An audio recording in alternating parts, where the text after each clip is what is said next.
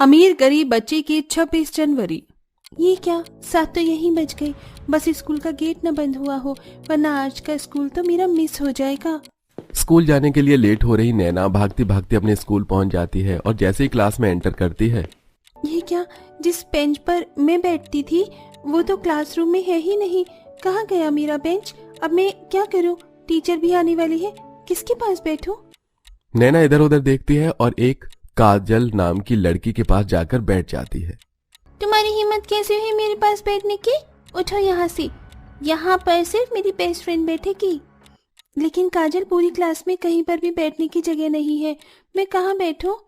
कोई जगह नहीं है, देखो इतना सारा फर्श खाली है, कहीं पर भी बैठ जाओ। एक काम करो, तुम डस्टबिन के पास जाकर बैठो। वैसे भी तुम्हारी औकात कूड़ेदान के पास बैठने की है ना कि हमारे साथ। अंजलि, काजल, तुम लोग मुझसे इस तरह क्यों बात करते हो? मैं भी तो तुम्हारी क्लासमेट हूँ ना। तुम्हें तो हमें थैंक यू बोलना चाहिए कि हम तुम्हें इस क्लासरूम में बैठने देते हैं, वरना तुम तो इस क्लासरूम में बैठने के भी लायक नहीं हो। गरीब कहीं की, अब घूर क्या रहे हो? जाओ यहाँ से। तीनों अमीर स्टूडेंट नैना का स्कूल बैग उठाकर जमीन पर फेंक देती हैं। बेचारी नैना अपने स्कूल बैग से निकली हुई बुक्स को वापस उसमें रख रही होती है कि तभी उसकी क्लास टीचर कोमल आती है। टीचर, अलीशा, अंजलि और काजल ने मेरा स्कूल बैग नीचे फेंक दिया और कोई भी मुझे अपने पास बैठने नहीं दे रहा। सब मुझे गरीब कहकर परेशान करते हैं। ये लोग मुझे बहुत उल्टा सीधे बोलते हैं। क्लास में कदम रखा नहीं है और शुरू हो गई तेरी शिकायतें। उन्होंने जो भी किया है ना तेरे साथ, बिल्कुल सही किया है। गरीब इसी के लायक होता है। आते ही मूड खराब कर दिया। अपना बैग उठाओ और क्लास के बाहर जाकर खड़ी हो जाओ। नैना काफी गरीब परिवार से थी, उसके चलते नैना के स्कूल में भी उस क्लास में मौजूद सभी अमीर बच्चे उसका काफी मजाक उड़ाते थे। यहाँ तक कि नैना की क्लास टीचर कोमल भी उसे कुछ ज्यादा खास पसंद नहीं करती थी। ऐसे ही समय गुजरता है और अब 26 जनवरी आने वाली होती है। बच्चों, जैसा कि आप सब जानते हैं कि 26 जनवरी के लिए हमारे स्कूल में एनुअल फंक्शन हो रहा है। इसमें हमारी क्लास के बच्चे भी पार्टिसिपेट करेंगे। आप में से जो भी बच्चा सिंगिंग कंपटीशन में पार्टिसिपेट करना चाहता है वो आकर मुझे अपना नाम लिखवा लीजिए। मैं तो बहुत अच्छा गाना गाती हूँ मैम, मुझे भी सिंगिंग कंपटीशन में पार्टिसिपेट करना है। यस मैम, अलीशा तो हमारी क्लास की नेहा कक्कड़ है। अगर अलीशा कंपटीशन में पार्टिसिपेट करेगी तो हम भी कंपटीशन में पार्टिसिपेट करेंगे। सभी बच्चों को सिंगिंग कंपटीशन में नाम लिखवाता देख नैना भी अपनी क्लास टीचर के पास जाती है। टीचर, मैं भी बहुत अच्छा गाना गाती हूँ, मुझे भी इस कंपटीशन में पार्टिसिपेट करना है। क्या कहा? तुम्हें भी कंपटीशन में पार्टिसिपेट करना है? पता है इस एनुअल डे पर कितने सारे वीआईपी गेस्ट आ रहे हैं? अब उन वीआईपी के सामने तुम जैसे गरीब स्टूडेंट से क्या हम परफॉर्मेंस करवाएंगे? कोमल नैना की गरीबी का मजाक उड़ाती है कि तभी वहां स्कूल का प्रिंसिपल आता है। सभी स्टूडेंट्स के नाम लिख रही है ना आप कंपटीशन के लिए? लिखिए। और आप सभी बच्चों, सिंगिंग के अलावा भी काफी सारे कंपटीशन हो रहे हैं। जिसको जिस पर इंटरेस्ट है वो सब इस कंपटीशन में पार्टिसिपेट करेंगे, ठीक है? प्रिंसिपल के आ जाने की वजह से कोमल नैना को कुछ कह भी नहीं पाती। कोमल को न चाहते हुए भी नैना का नाम कंपटीशन में लिखना पड़ता है। अगले दिन से जब सभी बच्चे सिंगिंग कंपटीशन की तैयारी करते हैं। अलीशा, तुमने सोचा कि हम कंपटीशन में कौन सा गाना गाएंगे? मुझे तो कोई भी गाना समझ नहीं आ रहा है। टीचर ने कहा था कि हमें देशभक्ति का ही कोई गाना गाना होगा। मेरे दिमाग में तो बस आइडिया वाले सॉन्ग ही चल रहा है, लेकिन ये मुझे इतना पसंद नहीं आ रहा। तुम लोग कोई अच्छा सॉन्ग सोचो ना। अलीशा अपनी सहेलियों के साथ 26 जनवरी पर गाए जाने वाले गाने के बारे में सोच रही होती है कि तभी वहां नैना आती है। अरे अलीशा, तुम इतना परेशान क्यों हो रही हो? पता है मैंने सिंगिंग कंपटीशन के लिए गाना सोच लिया है। हम लोग मेरा मुल्क मेरा देश सॉन्ग गाएंगे। ये बहुत अच्छा देशभक्ति का गाना है। अच्छा, तो तुम अब हमें सिखाओगी कि मैं कौन सा गाना गाऊं, कौन सा नहीं? टीचर ने भले ही तुम्हारा नाम इस कंपटीशन में लिखा है, लेकिन तुम हमारे साथ गाना नहीं गाओगी। लेकिन क्यों अलीशा? मेरा भी बहुत मन है 26 जनवरी पर सबके साथ में गाने का। तुम कहो तो मैं सबसे पीछे खड़ी हो जाऊंगी। एक बार में कहा, समझ नहीं आया क्या? जाओ यहाँ से और हमें डिस्टर्ब मत करो। नैना उदास होकर ग्राउंड में जाकर बैठ जाती है। अलीशा अपने सभी दोस्तों के साथ नैना के बताए हुए गाने की ही प्रैक्टिस करती है। जैसे जैसे दिन गुजरते हैं और वैसे वैसे 26 जनवरी का दिन करीब आ रहा होता है। बच्चों, इस 26 जनवरी के कंपटीशन में आप लोग स्कूल की सिंपल यूनिफॉर्म नहीं पहनेंगे। सभी बच्चों को तिरंगा यूनिफॉर्म पहनी है, ठीक है? क्लास टीचर वहां से चली जाती है। वैसे अलीशा, क्लास की सभी बच्चे तो 26 जनवरी पर पहनने के लिए तिरंगा ड्रेस लेकर आ जाएंगे, लेकिन हमारी क्लास की एक गरीब कहाँ से लेकर आएगी? ये भी सभी स्टूडेंट्स के साथ बैठकर हमारी परफॉर्मेंस को देखेगी, नहीं तो हमारी तरह तिरंगा ड्रेस खरीद पाएगी और ना ही हमारे साथ कंपटीशन में गा पाएगी। बेचारी नैना उदास होकर घर आती है और सारी बात अपनी माँ को बताती है। मैं आपकी अच्छी बच्ची हूँ ना, मैं भी कभी किसी चीज के लिए आपसे जिद नहीं करती। प्लीज आप मुझे इस बार 26 जनवरी के लिए एक तिरंगा ड्रेस दिला दो। सभी बच्चे ये ड्रेस पहनकर पार्टिसिपेट करेंगे। नैना बेटा, तुम तो जानती हो कि पापा का काम 2 महीने से बिल्कुल बंद पड़ा है। मैं भी बड़ी मुश्किल से लोगों के घर में झाड़ू पोंछा करके घर का खर्चा चला पाती हूँ। मेरे पास जो पैसे हैं वो मैं तुम्हारी स्कूल फीस के लिए रखती हूँ। अगर उनसे मैं तुम्हारे लिए ड्रेस लेकर आ गई तो स्कूल की फीस कैसे भरूंगी बेटा? अपनी माँ को माफ कर देना, लेकिन मैं तुमसे वादा करती हूँ कि मैं तुम्हारे लिए अगले साल जरूर एक अच्छी सी तिरंगा ड्रेस लेकर आऊंगी। जहाँ एक तरफ नैना अपनी तिरंगा ड्रेस को लेकर परेशान थी, वहीं क्लास में अमीर बच्चे नैना को अपने साथ कभी भी प्रैक्टिस के लिए नहीं बुलाते थे। तुम लोग प्रैक्टिस कर रहे हो ना, मुझे भी अपनी प्रैक्टिस में बुला लो। पता है मैंने तो कल रेडियो में गाना सुनकर उसे अच्छे से याद भी कर लिया है। अच्छा, तुम्हें हमारे साथ प्रैक्टिस करनी है? ठीक है, लेकिन उससे पहले तुम्हें हमारे साथ पानी की बोतल भर कर लानी होगी। बेचारी नैना सभी बच्चों के पानी की बोतल भर के लाती है। कभी कोई उससे कैंटीन से कुछ खाने के लिए मंगवाता तो कभी अपना कुछ और सामान मंगवाता, और इसी में ही 1 से 2 घंटे निकल जाते हैं। अब तो मुझे अपने साथ प्रैक्टिस करने दो ना, मैं तुम सबके सारे काम भी कर दिए हैं। लेकिन अभी तो हमारी क्लास का टाइम हो गया है और हम क्लास मिस नहीं करते। कोई बात नहीं, तुम कल आ जाना टाइम से। अलीशा हर रोज नैना को बुलाती है, लेकिन प्रैक्टिस करवाने की जगह उससे अपने सारे काम करवाती है, और ऐसे ही कुछ दिन और गुजर जाते हैं। मेरे घर में इतना पुराना सफेद कपड़ा रखा हुआ था और मैंने देखा ही नहीं। लगता है काफी पुराना है। एक काम करती हूँ, इसी कपड़े पर नारंगी और हरे रंग का कपड़ा लगाकर सिल देती हूँ और अपनी बेटी के लिए एक तिरंगे जैसी फ्रॉक बना दूंगी। जयंती जुगाड़ करके उसे सफेद कपड़े पर नारंगी और हरे कपड़े लगाकर सिल देती है, और 1 से 2 दिन की मेहनत के बाद आखिरकार जयंती नैना के लिए सुंदर तिरंगे की फ्रॉक बनाती है। ये फ्रॉक तो बहुत ज्यादा सुंदर है, इसे पहनकर तुम्हें बहुत अच्छी लगूंगी ना? हाँ मेरी बच्ची, तुम बहुत अच्छी लगोगी। एक बार पहनकर तो दिखाओ कैसी लग रही हो। जैसे ही वो फ्रॉक पहनती है तो बड़ी प्यारी लगती है, जिसे देख जयंती भी काफी खुश होती है। और अब सिर्फ 26 जनवरी को 3 से 4 दिन रह गए थे। नैना अकेले ही घर में आकर गाने की प्रैक्टिस कर लिया करती थी, और आज आखिरकार वो दिन आ ही जाता है जिसका सब बेसब्री से इंतजार कर रही थी। नैना सुबह सुबह उठकर अपनी माँ की बनाई हुई फ्रॉक पहनती है और तैयार होकर स्कूल चली जाती है। सभी अमीर बच्चे प्रैक्टिस रूम में प्रैक्टिस कर रहे होते हैं। तुम लोग फाइनल प्रैक्टिस कर रहे हो ना? मैं भी घर से काफी अच्छे से प्रैक्टिस करके आई हूँ। हम सब मिलकर एक बार और प्रैक्टिस करते हैं। अच्छा, तुम्हें प्रैक्टिस करनी है? चलो करते हैं। सभी बच्चे नैना को धक्का देकर क्लासरूम का गेट बाहर से बंद कर देते हैं और स्टेज पर गाने के लिए चले जाते हैं। दरवाजा खोलो, मुझे भी स्टेज पर गाना है, खोलो। कोमल मैम, आपने बच्चों को ठीक से प्रैक्टिस नहीं करवाई थी क्या? बच्चे तो पहले लाइन में ही अटक गए। वीआईपी गेस्ट क्या सोचेंगे? टीचर, प्रिंसिपल और वीआईपी गेस्ट उन सभी बच्चों को ही देख रहे होते हैं कि तभी अचानक गाने को भूल जाते हैं। वहीं दूसरी तरफ नैना देखती है कि क्लासरूम की खिड़की खुली हुई है। नैना जल्दी से उस खिड़की से बाहर निकलती है और स्टेज पर चढ़ते हुए बुलंद आवाज में गाना गाती है। मेरा मुल्क, मेरा देश, मेरा ये वतन, शांति का, उन्नति का, प्यार का चमन, इसके वास्ते निसार है मेरा तन, मेरा मन। ए वतन, ए वतन, ए वतन, जानी मन, जानी मन, जानी मन। सभी बच्चे नैना के साथ गाते हैं और सभी को उन बच्चों की परफॉर्मेंस काफी ज्यादा पसंद आती है। बेटा, आपने तो बहुत अच्छा गाना गाया है। सभी बच्चे तो बिल्कुल भूल ही गए थे, लेकिन आपने आकर अपनी परफॉर्मेंस खराब नहीं होने दी। इस कंपटीशन की अकेली विनर तो बेटा सिर्फ तुम ही हो। सर, ये मेरी अकेले की मेहनत नहीं है। मेरी सभी फ्रेंड्स और टीचर ने मेरा खूब साथ दिया है। उन्हीं की बदौलत तो आज मैंने इतना अच्छा गाना गाया। इस प्राइज के हकदार मेरे साथ मेरे सभी फ्रेंड्स और मेरे टीचर भी हैं। नैना अपना प्राइज सभी स्टूडेंट और टीचर के साथ शेयर करती है, जिसके चलते कोमल और सभी अमीर बच्चों को अपनी गलती का एहसास होता है। और अब क्लास टीचर और सभी अमीर स्टूडेंट, खास तौर पर अलीशा, नैना के साथ अच्छा बर्ताव करते हैं और हंसी खुशी रहते हैं। मैडम, हमारी बात सुनिए, हमने कुछ नहीं किया है। आपको कोई गलतफहमी हुई है।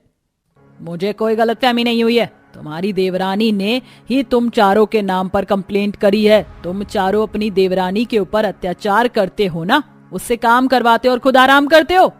नहीं नहीं, हम ऐसा नहीं कर सकते। आप हमें जेल में मत रखिए, हमारी बदनामी हो जाएगी। अपनी बदनामी की पड़ी है, लेकिन अपनी देवरानी के साथ की गई बदतमीजी की नहीं, अत्याचार की नहीं।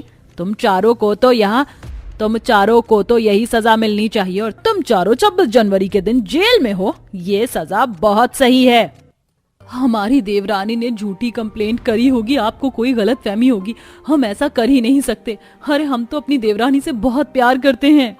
ये कैसी देवरानी थी जो अपनी ही जेठानियों के नाम पर झूठी कंप्लेंट कर रही थी और उन्हें पुलिस स्टेशन तक पहुंचा दिया। इस अनोखी देवरानी के बारे में थोड़ा अच्छे से जानते हैं और कहानी को पीछे लेकर चलते हैं। सुमन, निधि, महक और नीतू चारों एक साथ एक घर में रहती हैं। ठंड का मौसम था। अरे ठंड बहुत ज्यादा हो रही है, मुझसे काम नहीं होगा। तुम तीनों आज काम करो, बहुत ठंड लग रही है मुझे तो। दीदी, ठंड क्या आपको ही लगती है, हमें नहीं लगती? अरे मैंने कल रात बर्तन धोए थे और खाना भी बनाया था। अब मैं काम नहीं करूंगी, आज आप लोगों में से कोई काम करो। अरे महक, अगर देवरानी आ जाती ना तो हम उसको ही बेवकूफ बनवा कर उससे काम करवा लेते। हम चारों ही फ्री रहती फिर। चारों एक नंबर की आलसी होती हैं और एक दूसरे पर बस काम थोपती रहती हैं। कुछ दिनों बाद चारों जेठानियों का देवर मुकुल अपने साथ स्वाति नाम की लड़की को लेकर आता है, जो देखने में काफी काली थी। मुकुल, ये कौन है? इतनी काली लड़की को तुम हमारे घर पर क्यों लेकर आए हो? भाभी, ये स्वाति है मेरी पत्नी। दरअसल अभी हाल ही में स्वाति के माँ बाप का देहांत हो गया और ऐसे में स्वाति को मैं अकेले नहीं रहने दे सकता था, इसीलिए मैंने स्वाति से शादी कर ली।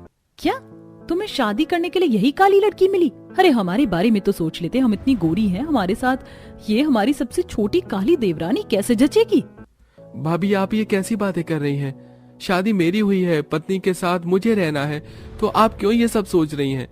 और जितना ये घर आप चारों का है उतना ही स्वाति का भी है, इसीलिए मैं आपसे यही उम्मीद करूंगा कि आप मेरी शादी को स्वीकार करेंगे। मुकुल इतना कहकर अपनी पत्नी को कमरे में लेकर चला जाता है। अगली सुबह स्वाति की जेठानियां उसे जल्दी उठा देती हैं। अरे जल्दी उठो, खाना बनाओ, कपड़े धोने हैं, इतना सारा काम पड़ा है। तुम क्या नहीं हो इसका मतलब काम नहीं करोगी? माफ करना, मुझे यहाँ का कुछ पता नहीं था ना। बता दीजिए क्या काम करना है, मैं कर दूंगी। एक काम करो, पहले सबके लिए खाना बना दो और हाँ, मुझे आलू के पराठे खाने हैं और सुमन दीदी को मेथी के पराठे अच्छे लगते हैं, तो दोनों पराठे बनाना और उसके बाद कपड़े धो देना, ठीक है? पहले दिन स्वाति को काफी सारा काम थोप दिया जाता है। स्वाति ठंड से सिकुड़ते हुए वॉशिंग मशीन में कपड़े धोने जाती है। इतनी ज्यादा ठंड क्यों लग रही है? पूरा शरीर थर थर कांप रहा है। स्वाति वॉशिंग मशीन में कपड़े धोने लगती है कि तभी उसकी जेठानी नीतू आती है। अरे ये क्या, तुम वॉशिंग मशीन से क्यों कपड़े धो रही हो? दीदी, इतनी ठंड हो रही है, वॉशिंग मशीन में ही तो सारे कपड़े धुलेंगे ना। नहीं नहीं नहीं, तुम्हें पता भी है कितना बिल आया था पिछले महीने। हम खुद वॉशिंग मशीन का इस्तेमाल नहीं कर, तो तुम वॉशिंग मशीन का इस्तेमाल क्यों कर रही हो? हाथ से कपड़े धो लो। लेकिन दीदी, इतनी ठंड में हाथ से कपड़े धोना कितना मुश्किल है, जरा मेरे बारे में तो सोचिए। अरे तुम्हारे बारे में सोचकर ही बोल रही हूँ। अभी धूप हो रही है, हाथ से कपड़े धो लो और हाँ, वॉशिंग मशीन, हीटर, इन सब का इस्तेमाल ज्यादा मत करना। और हाथ से कपड़े धोगी तो तुम्हारे लिए यही अच्छा होगा, कम से कम तुम्हारे हाथ तो साफ हो जाएंगे, गोरे तो होने से रहे। ठंड में अपनी काली देवरानी स्वाति के ऊपर उसकी जेठानियां अत्याचार तो अच्छे से कर ही रही थी। स्वाति परेशान अपने कमरे में बैठी थी। मेरा फौजी बनने का सपना ही रह जाएगा। काश मैं भी फौजी बन पाती। तभी कमरे में मुकुल आता है। क्या हुआ स्वाति, तुम इतना परेशान क्यों हो?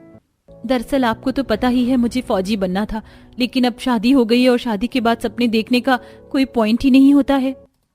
तुम ऐसे क्यों कह रही हो? अरे जब तुम्हारा पति तुम्हारे साथ दे रहा है तो तुम खुद को क्यों कम समझती हो? मैं कह रहा हूँ कि तुम फौजी बनकर ही रहोगी। देखो, तुम्हें किसी भी चीज की जरूरत लगे, कोई बुक, कोई एग्जाम देने के लिए फॉर्म भरना है, वो सब मैं कर दूंगा, चिंता मत करो। तुम बस अपनी पढ़ाई पर ध्यान दो, उसके बाद अपने ससुराल पर बाकी सब मैं देख लूंगा। स्वाति अब अपनी फौजी बनने की तैयारी करने लगती है। ये चीज स्वाति की जेठानियों को बिल्कुल पसंद नहीं थी। ये कौन सी किताब पढ़ रही हो तुम? दीदी वो क्या है ना, मैं फौजी बनना चाहती हूँ तो उसकी ही तैयारी कर रही हूँ, फौजी बनने की। अच्छा, तुम फौजी बनोगी तो घर के काम कौन करेगा? तुम्हारी माँ क्या घर के काम करेगी? दीदी आप ऐसा क्यों कह रही हो? मेरी माँ तो इस दुनिया में भी नहीं है, और जो इस दुनिया में है नहीं, आप उनके लिए इतनी बुरी बातें कैसे कह सकती हैं? तो जाओ ना, छत पर चूल्हा बनाओ और उस पर खाना बनाओ। हम सबका चूल्हे पर बना खाना खाने का मन है। ठंड में चूल्हे का खाना बहुत स्वाद लगता है। दीदी ठंड में आप मुझे वही काम क्यों करवा रही हैं जिससे ज्यादा ठंड लगे, और सारा काम मैं अकेले क्यों करूं? क्योंकि तुम काली हो और तुम हमारी बराबरी तो कर नहीं सकती ना।